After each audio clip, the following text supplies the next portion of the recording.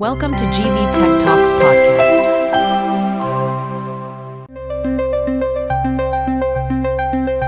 నమస్కారం. మన చుట్టూ ఉన్న ఈ ప్రపంచాన్ని మనం ఎలా చూస్తున్నాం?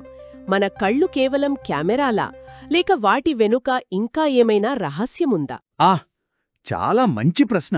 10వ తరగతి భౌతిక శాస్త్రంలోని మానవ కన్ను మరియు రంగుల ప్రపంచం అనే అధ్యాయం ఆధారంగా ఈరోజు మనం కాంతి పంపే సందేశాన్ని డీకోడ్ చేయబోతున్నాం. తప్పకుండా.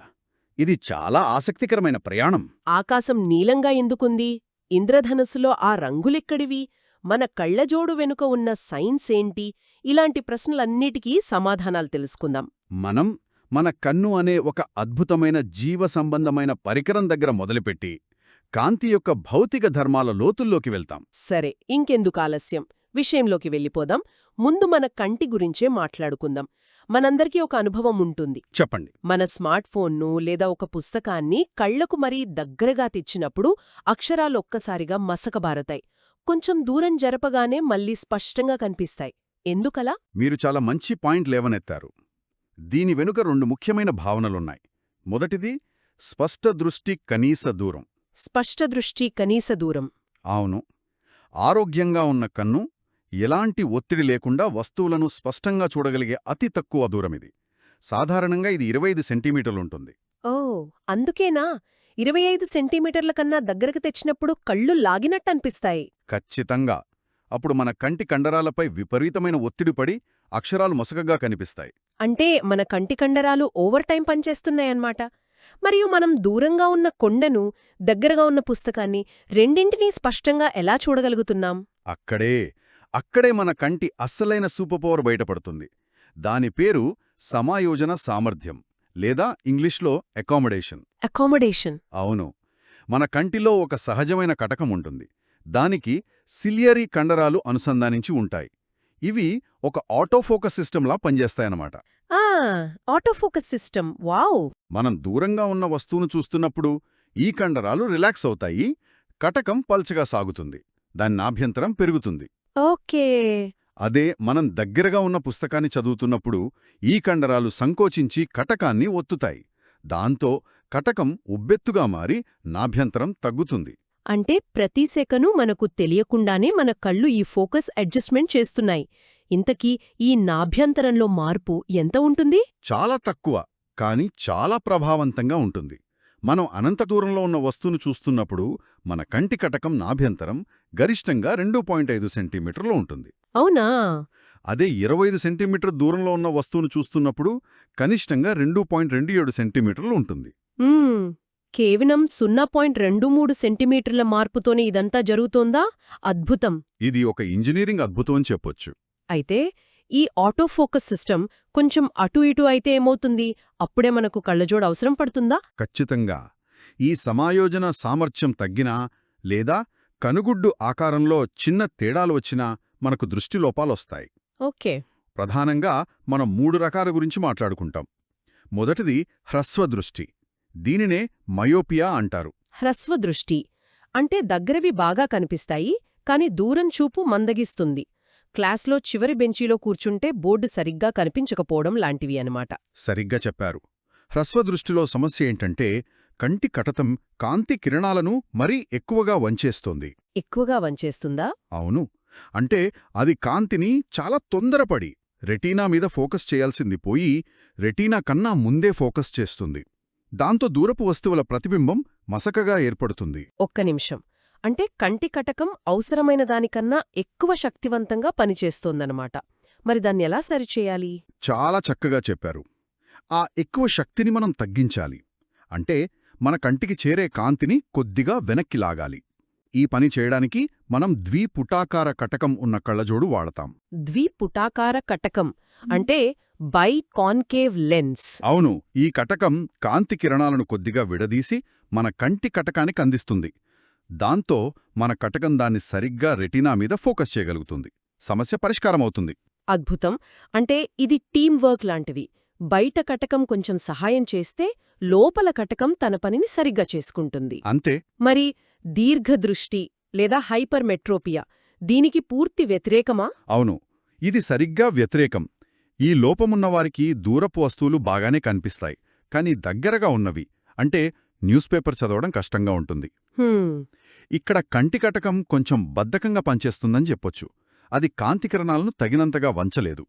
దాంతో ప్రతిబింబం రెటీనా మీద కాకుండా దాని వెనకెక్కడో ఏర్పడుతుంది. అంటే ఇక్కడ కటకానికి కొంచెం సహాయం చేసి కాంతిని ఇంకాస్త ముందుకు నెట్టాలన్నమాట.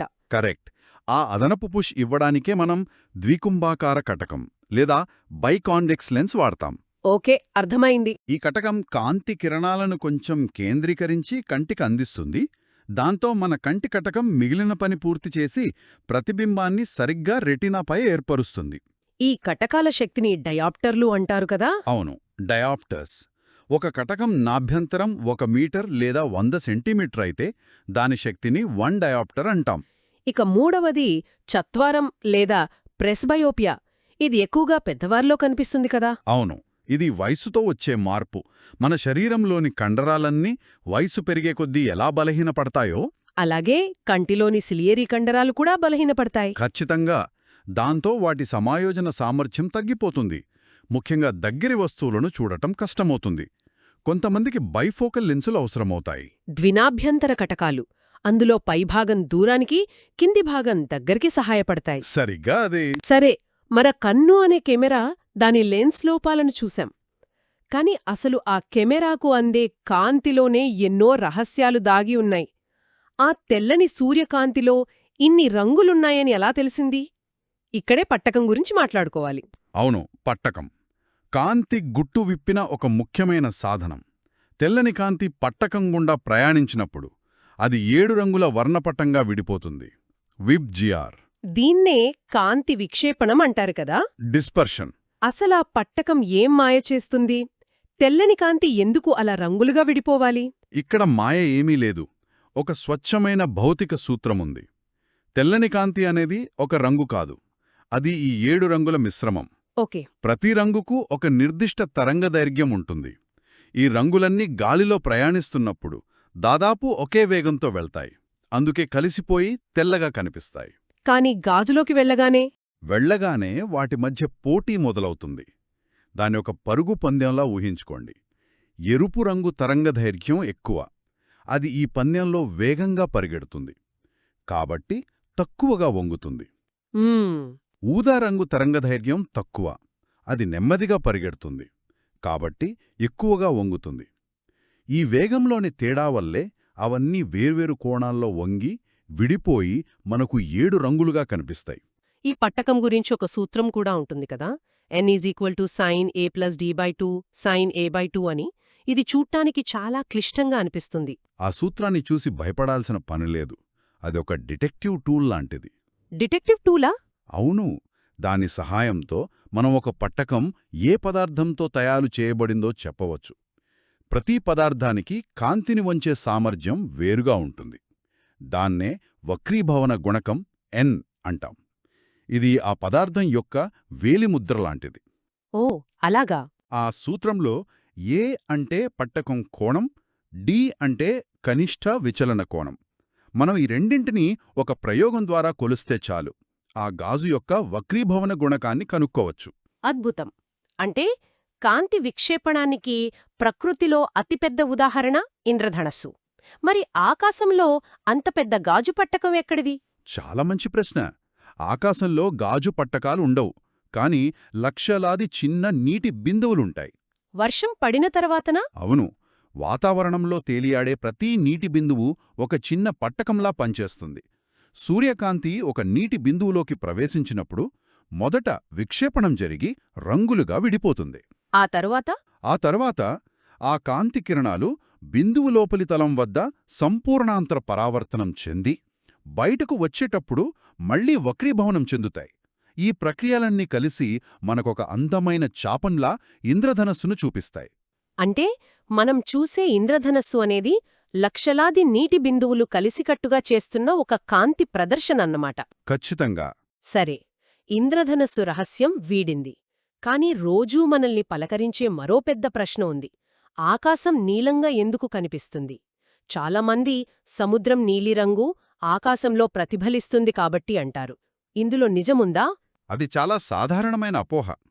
సముద్రానికి ఆకాశం రంగుకి ఎలాంటి సంబంధం లేదు. దీని వెనుకున్న అసలైన హీరో కాంతి పరిక్షేపణం, స్కాటరింగ్ ఆఫ్ లైట్. పరిక్షేపణం అంటే ఏమిటి? పరిక్షేపణం అంటే కాంతి ఒక కణంపై పడి అన్ని దిశలలోకి వెదజల్లబడటం. మన వాతావరణం ఖాళీ ప్రదేశం కాదు కదా. నిజమే, గాలి ఉంటుంది. ఆ గాలిలో నైట్రోజన్, ఆక్సిజన్ వంటి మన కంటికి కనిపించని కొన్ని కోట్ల అణువులుంటాయి. సూర్యుడి నుండి వచ్చే తెల్లని కాంతి ఈ అణువులపై పడినప్పుడు ఆ అణువులు కాంతిని పీల్చుకుని మళ్లీ నలుదిశలా వెదజల్లుతాయి. ఓకే. అయితే ఇక్కడ ఒక చిన్న మెలిక ఉంది. ఈ గాలి అణువులు అన్ని రంగులను ఒకేలా పరిక్షేపణం చెయ్యవు.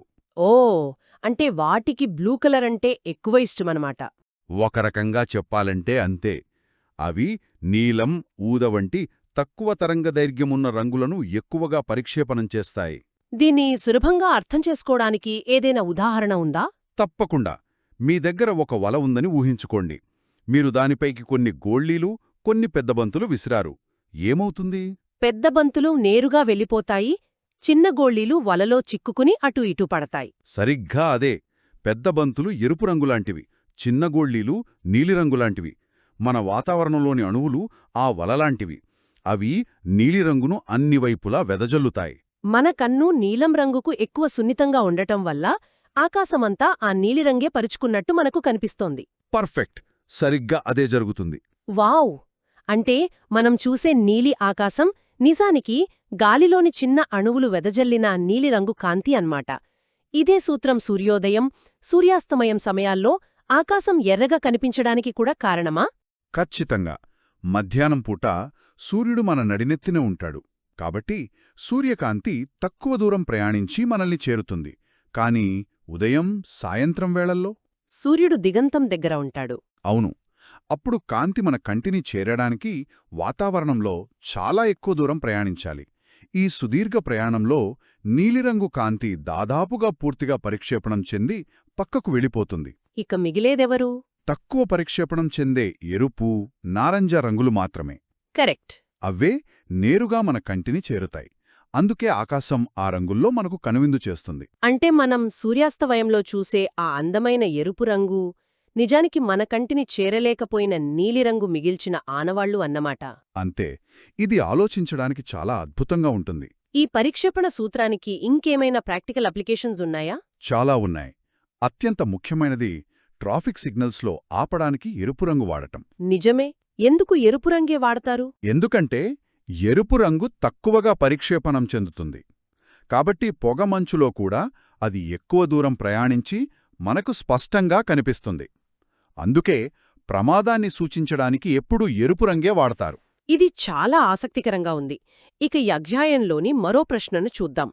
మామూలు గాజు పారదర్శకంగా ఉంటుంది, కాని అదే గాజును గరుకుగా చేస్తే అది అపారదర్శకంగా ఎందుకు మారుతుంది? దీనికి కారణం కాంతి కిరణాల ప్రవర్తన.